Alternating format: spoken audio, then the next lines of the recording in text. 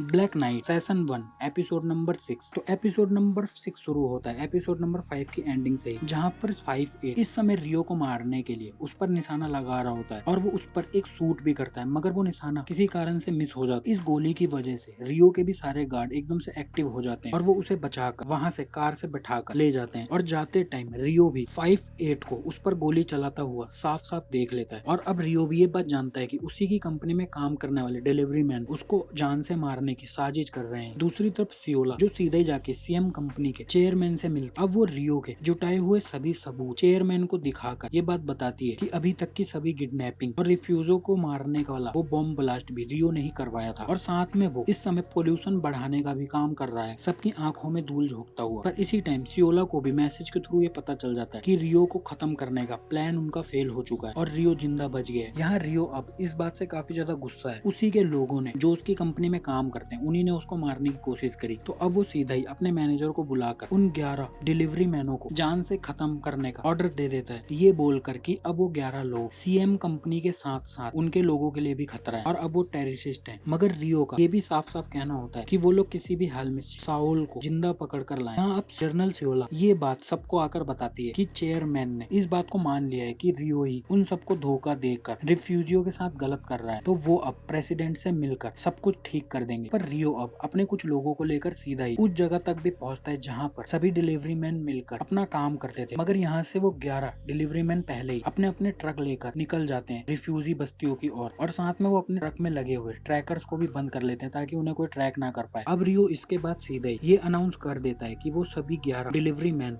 अब टेररिस्ट हैं, इनको सीएम कंपनी और उनके सभी लोगों को खतरा है, तो वो उन्हें जान से मारने का ऑर्डर निकाल देता है। यहाँ ग्राम से मिलने अब सीएम कंपनी के चेयरमैन खुद आते हैं और इन दोनों की बातों से ये बात पता चलती है कि पहले ये दोनों एक साथ काम करते थे और ये जो तीनों क्लासों के लिए जगहें बनाई गई हैं, इसका डिजाइनर कोई और नहीं ग्राम्स ही थे। और किसी कारण से उन्होंने चेयरमैन का साथ छोड़ दिया था और अब चेयरमैन ग्राम्स को ये भरोसा दिलाते हैं कि इस बार वो रिफ्यूजियों का भी रिलोकेशन जरूर करेंगे। और शायद इन दोनों की पहले दोस्ती भी इसी बात को लेकर खराब हुई होगी, क्योंकि पहले चेयरमैन भी अपने बेटे की तरह ही ये नहीं चाहते थे कि रिफ्यूजियों को भी उनकी बनाई हुई जगहों में जगह दी जाए। इसी के बाद चेयरमैन सीधा ही प्रेसिडेंट से मिलकर रीलोकेशन की पूरी पावर गवर्नमेंट को सौंप देते हैं ताकि प्रेसिडेंट सभी रिफ्यूजियों को भी रीलोकेट कराकर जगह दे सके। और अब रीलोकेशन की पूरी पावर गवर्नमेंट के पास आ जाती है। और अब ये बात जैसे रियो को पता चलती है तो वो सीधा ही अपने डैड चेयरमैन से आकर मिलता है और वो इस सब के लिए उन पर काफी ज्यादा गुस्सा होता है। पर अब चेयरमैन रियो की उसकी सारी हरकतें याद दिलाते हैं, क्योंकि उन्हें अब सब पता चल गया है कि उसी ने सभी रिफ्यूजियों को बॉम्ब ब्लास्ट से उड़वाया था। साथ में वो और भी कितने सारे गलत काम कर रहा है, जैसे हवा को गंदा करने का। और इस सब की सजा देने के लिए चेयरमैन ने उसी टाइम डिफेंस मिनिस्टर को रियो को गिरफ्तार करने के लिए अपने पास बुलाया होता है उनके 2 सिपाहियों के साथ। पर रियो उन दोनों सिपाहियों को देखते उन्हें वहीं पर शूट कर देता है और इसी के बाद वो डिफेंस मिनिस्टर चेयरमैन को भी गोली मार देता है कि ये डिफेंस मिनिस्टर रियो का ही आदमी है। और अब साफ है कि रियो और डिफेंस मिनिस्टर मिलकर सत्ता को पलटने वाले हैं, जिसके लिए डिफेंस मिनिस्टर सीधा ही प्रेसिडेंट को बंदी बनाने के लिए निकल जाता है। दूसरी तरफ ग्राम्स 5-8 को ये बात बताते हैं कि उसके पास अभी चेयरमैन आए थे और उन्होंने उसे ये विश्वास दिलाया कि इस बार रिफ्यूजियों का भी रीलोकेशन जरूर कराया जाएगा। मगर तभी 5-8 को मैसेज की मदद से बात पता चलती कि चेयरमैन को गोली मार दी गई है और अब सारी पावर रियो के हाथ में। और इसी के बाद रियो भी सबके सामने आकर ये बात अनाउंसमेंट कर देता है कि अब से वो सीएम कंपनी को पूरी तरह से कंट्रोल करेगा उसके डैड के मरने के कारण, और अब से इस जगह को चलाने में डिफेंस मिनिस्टर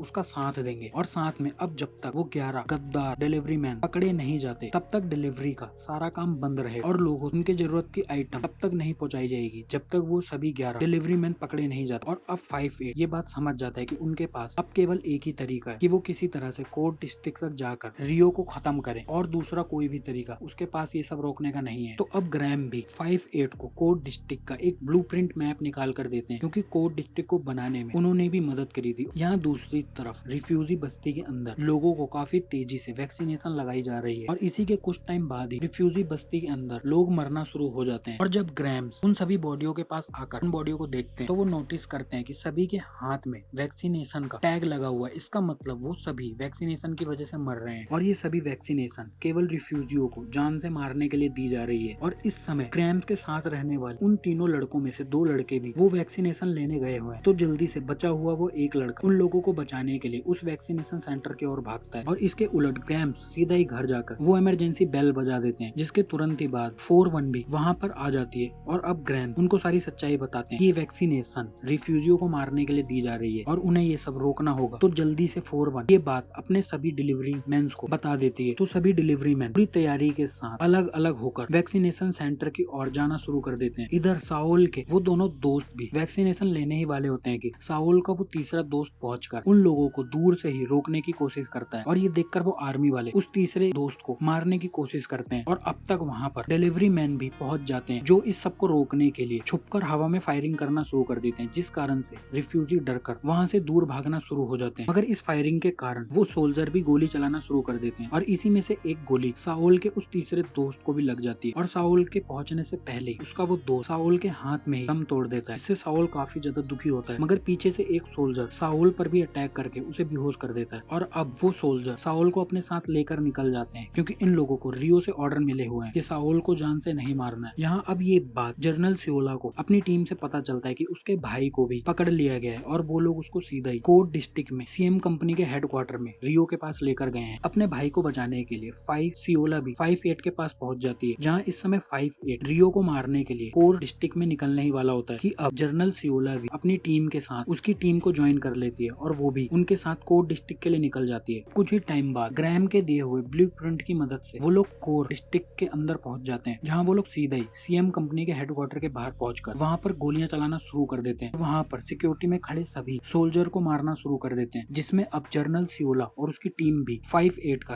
पूरा साथ दे रही होती है। दूसरी तरफ अंदर जब रियो साउल की बॉडी सारा ब्लड निकाल कर अपनी बॉडी के अंदर ट्रांसफर कर ही रहा हो कि उसे भी उस टाइम ये बात पता चल जाती है कि वो सभी डिलीवरी मैन उनके हेडक्वार्टर के बाहर तक पहुंच गए हैं और उनके लोगों को मारना शुरू भी कर दिया है। अब लोगों को मारता हुआ 5-8 सीधा ही उस जगह तक भी पहुंच जाता है जहाँ पर रियो ने किडनैप किए हुए काफी सारे बच्चों को एक्सपेरिमेंट करने के लिए स्लीपिंग कैप्सूल्स के अंदर रख रखा होता है। दूसरी तरफ सियोला अब उसी हेडक्वार्टर की उस बिल्डिंग में पहुंचती है जहाँ पर इस समय डिफेंस मिनिस्टर ने प्रेसिडेंट को पकड़कर बंदी बना रखा है और वहाँ पर वो उसे फोर्स करता है सत्ता पलटने के लिए, सारी पावर उसके हाथ में देने के लिए। मगर अब जब सियोला वहाँ पहुंचती है तो वो सीधा ही अपने डिफेंस मिनिस्टर गद्दारी करने के जुर्म में गिरफ्तार कर लेती है और प्रेसिडेंट को बचा लेती है। यहाँ रियो जब अपने आप को पूरी तरह से फंसा हुआ देखता है तो वो सीधा ही एयर कोर रूम में जाकर उसको ओवरलोड कर देता है। मतलब जो मशीन इस जगह के लिए हवा बनाती है उस मशीन को ओवरलोड कर देता है ताकि वो अपने साथ साथ बाकी बचे हुए सभी लोगों को भी खत्म कर ले और साथ में वो उस एयर कोल को कंट्रोल करने वाले कंट्रोलर को भी खराब कर देता है। और अब जब जगह पे पहुंचता है तो वो सीधा ही रियो को गोली मारकर खत्म कर देता है और अब एयर कोर की ओवरलोड होने के कारण वो कभी भी ब्लास्ट हो सकता है। तो 5-8 जल्दी से साउल को लेकर और उसकी बाकी टीम वहाँ पर किडनैप किए हुए सभी बच्चों को स्लीपिंग कैप्सूल से निकालकर बाहर ले जाना शुरू कर देते हैं। और अब कोड डिस्ट्रिक्ट में भी इस बात से काफी ज्यादा हड़कंप मच जाती है क्योंकि यहाँ पर कभी भी ब्लास्ट हो सकता है। तो सभी लोग वहाँ से निकलकर अपनी जान बचाकर भागने लगे और सबके निकलने के कुछ ही टाइम बाद